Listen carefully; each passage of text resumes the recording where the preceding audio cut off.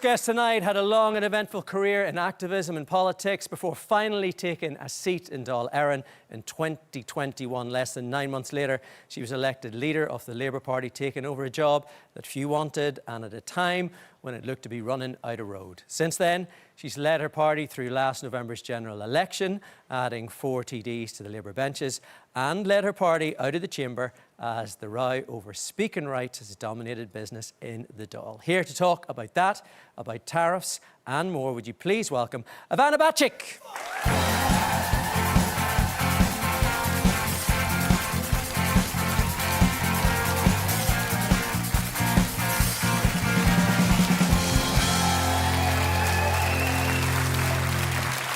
An eventful week in politics, tariffs, walkouts in the Dáil. You're here tonight, Ivana, for a rest, is that right? It certainly does feel calmer in here, Patrick, than it did during the week in the political world. It's been a long and very eventful week. Obviously, all eyes now on the US, on the Rose Garden, on Trump's crazy tariffs.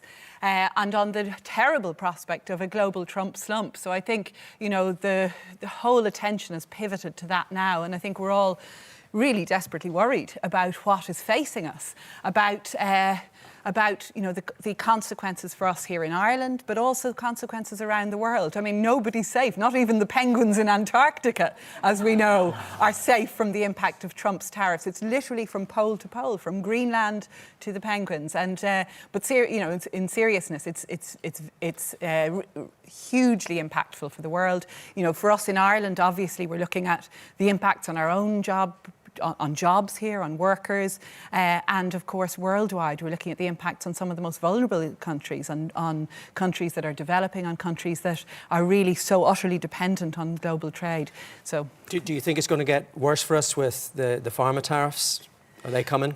I suspect they are. I think nobody's in any doubt about that. Trump has singled out pharma in a lot of his speeches. It was, first of all, I think people assumed pharma products were going to be included, and there was some confusion, as there was generally when he read out that Eurovision-like scoreboard. Now we know there is a reprieve for pharma, and that's a great relief, especially as we see, you know, so many of our exports are pharma. But it looks temporary, really, doesn't it? But it looks temporary. It looks temporary, and you know, it's good to see the European Commission has now called for a big roundtable on Tuesday with pharma. I know the Taoiseach is going to be travelling to the US next week as well. So there's a huge amount of negotiation going on. It's a time where it's critical we see EU solidarity, urgency, but not panic. And I think what we're going to see from the EU is some really careful preparations. Clearly, the countermeasures are already being prepared for the earlier round of tariffs. And now, I think a little bit of wait and see. They're not going to move as swiftly as China has done in reciprocal tariffs, and I think that's welcome. But I think it's important also that the EU does stand up to Trump. The EU is the world's biggest single market. You've got 450 million people in the EU, and we are part of that bloc, and there's a real strength in that. But here in Ireland, the government do have to do what we can to control the controllables. We've called on them to adopt a short-time working scheme to support workers who may be facing layoffs, who may be facing drops in productivity, to keep people connected to their employers, to ensure that we harness people's skills and keep them here, along with building up our infrastructure, diversifying our markets, diversifying so that we no longer rely quite so extensively on US multinationals. So those things seem to be sort of slightly medium to long term. If you were Taoiseach tonight, what would you be planning as a response? Well, I would be planning at home that concept of a short-time worker scheme, because what we've seen is both IBEC and the trade unions calling for such a scheme. We in Labour have put forward proposals for it some years ago,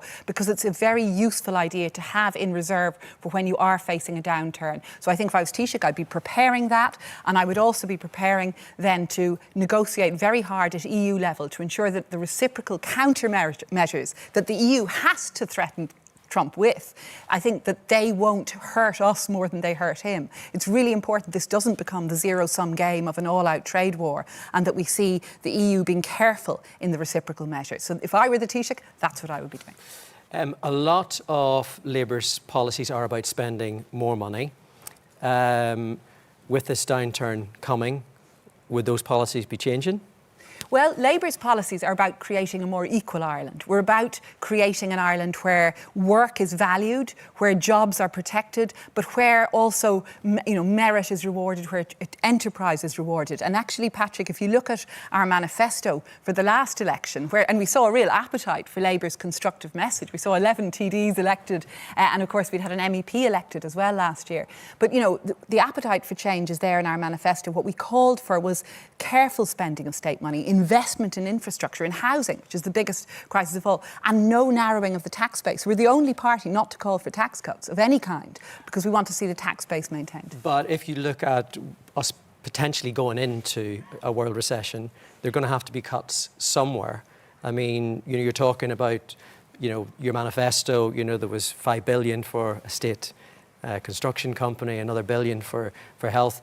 Something's got to give if things are going to get worse. For you guys, what would those be?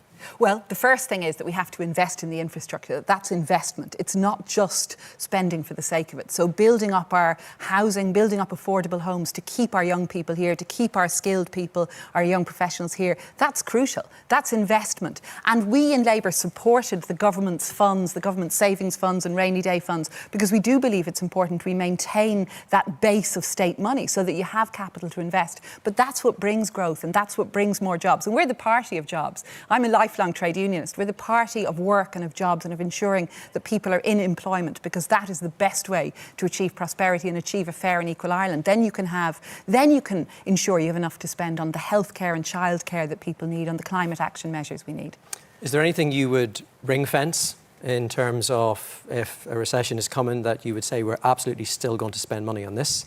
Well, I think that short-time worker scheme is crucial because that's what would keep people here. If we had invested money in that sort of scheme in the last downturn, we'd have kept our construction workforce here. Instead, we saw a large exodus of construction workers, and that's been a huge contributing factor to the slowdown in building the homes that people so desperately need. Patrick, I always think in the election of, one man I met on a door in my constituency, he was absolutely devastated. He was in tears with me on the door because his second adult son had just emigrated to Australia that day when I met him, because both of his sons were qualified young men who had bright futures, good jobs in Ireland, but they couldn't see a way to own their own home here, and they were leaving Ireland because they thought they would make a better life and a better chance of a home of their own elsewhere. And I think that's a real testament to a failure that we've had. We've squandered 10 years of a boom in failing to build up the houses that people need. So that's what Labour would do differently. OK, I'd like to move on to speaking rights. Tuesday, Cancórlia won the vote on new confidence. Wednesday, the new speaking rules came in. As soon as that session began, you guys walked out along with a lot of the opposition parties. Why was that? Well, we didn't want to sit and listen to the government talk to itself. I think people do get the basic premise here, which is, as you said yourself to the Taoiseach when he was on the show, that you cannot host a show and be in the audience at the same time. You can't be in government and opposition at the same time. And this was a mess of the government's own making. Micheál Martin and Michael Lowry had come together, had made some deal, and we still don't know what that was. But part of that involved creating this fake sort of sham construct that people who were patently in government had helped to form the programme for government, had helped to create ministers, that they would also be entitled to the same rights as opposition members. And, I've been in Parliament for many years, and I take my role as a legislator very seriously. And constitutionally, we are obliged to hold the government to account. We can only do that if we have a functioning opposition, a functioning government. And ultimately, Patrick, I think, the enduring image was the two fingers that Michael Lowry gave to democracy, to democratic principles.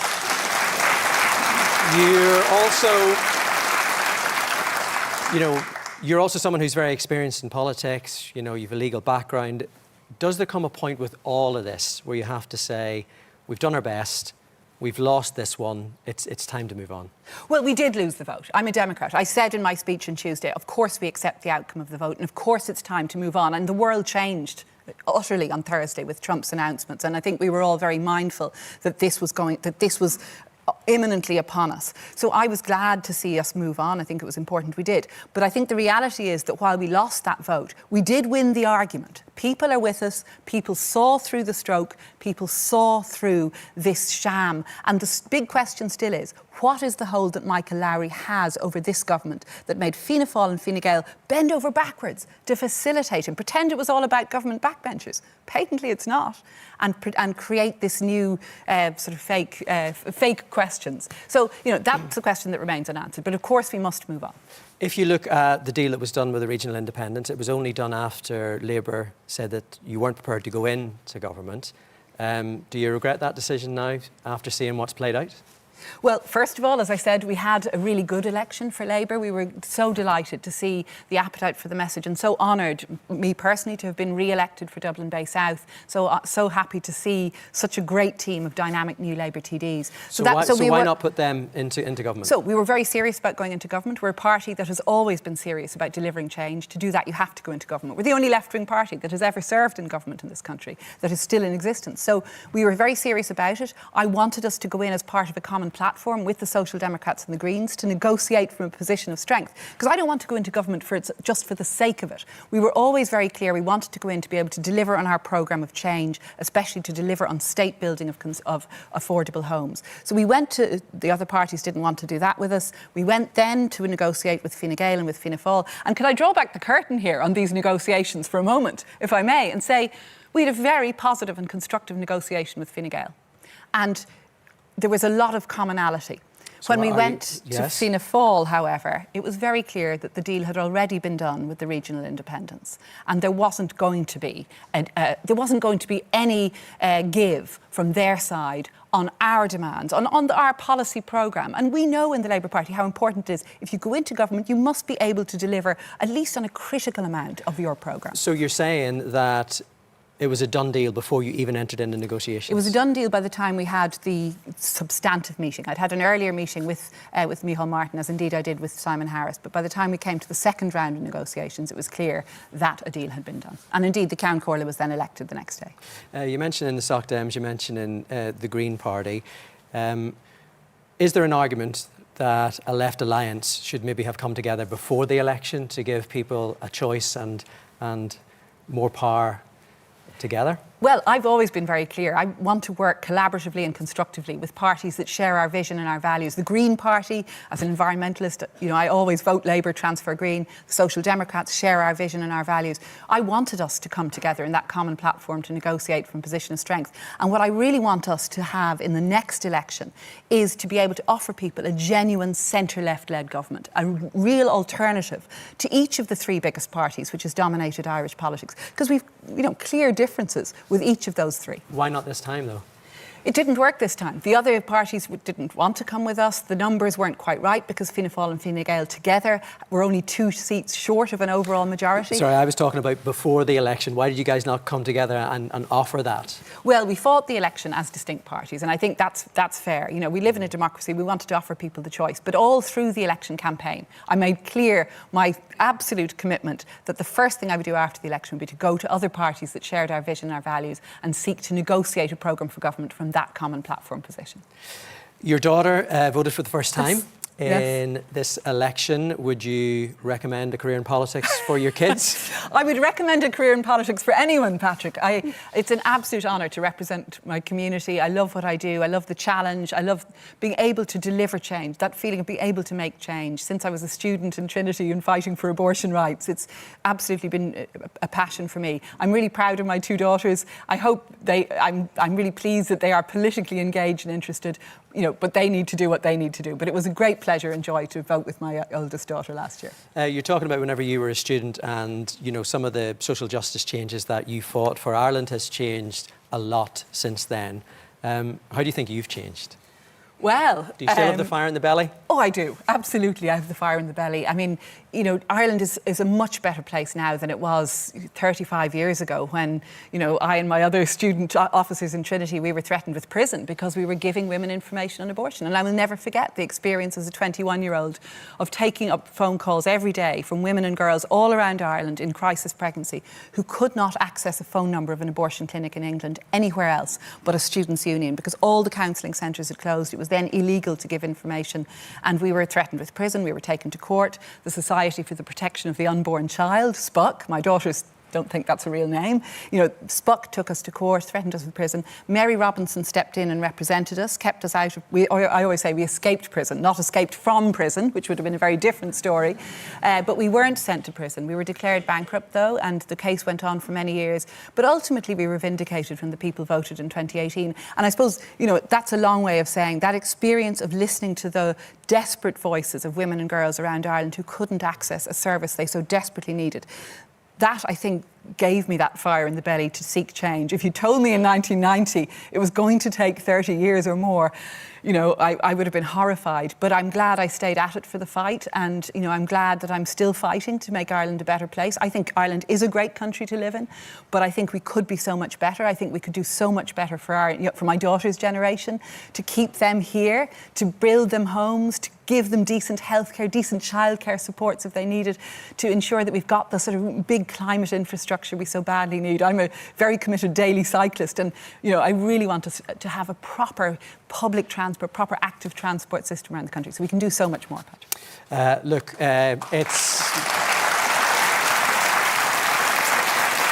sadly we're out of time. So much more to say. So much more to say. Come back and see us another time. I would love to. Thank you. Ivana, thank you so much for your time tonight. Labour Party leader Ivana Bacik.